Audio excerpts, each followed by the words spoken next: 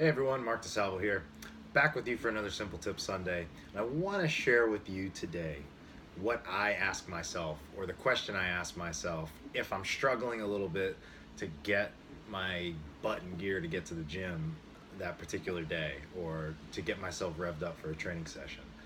Because inevitably, you will encounter some type of malaise or resistance in getting yourself to do a training session. Sometimes sometimes you're just not going to want to do it, and those are some of the most important days to know whether or not you should be doing it in the first place. So I ask myself this question: do I dread the walk to the gym more, or do I dread what's on the other side of that walk more, i.e. the workout? Now, if I'm dreading the workout more than the walk, that's usually a good indication to me that I should get my ass to the gym and I need to be working out. If, on the other hand, I'm dreading the walk, which is a nice leisurely stroll basically through a very nice part of Brooklyn, then I'm often probably a little bit overtrained, or I need an extra day of recovery. Now, it's important to know too that you don't necessarily need to not move at all that day if you have to sit this training session out.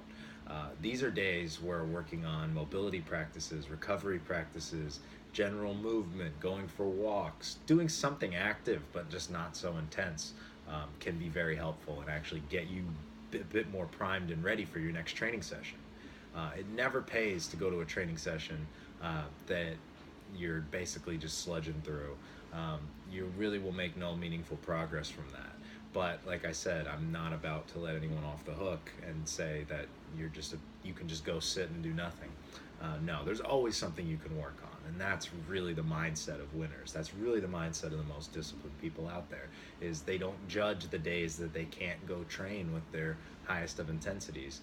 Rather, they find something they can work on. So it's very important to make sure you have the right mentality towards training.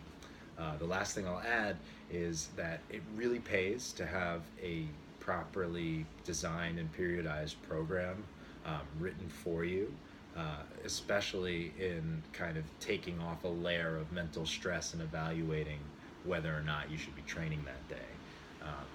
For instance, you can put your trust in the fact that the person designing your workouts, if assuming you trust them and they're qualified, they're not the ones overtraining you, and that rather you can look inward and say, oh, I need to sleep a little bit better. I need to drink some more water. My diet wasn't so good. Whatever it was, whatever reasons might be contributing to you being a little bit overtrained and fried, you can turn your attention inward and work on that, and you can leave the program to the professional, because like I said, assuming they're doing their job properly, they're not going to be the ones overtraining you.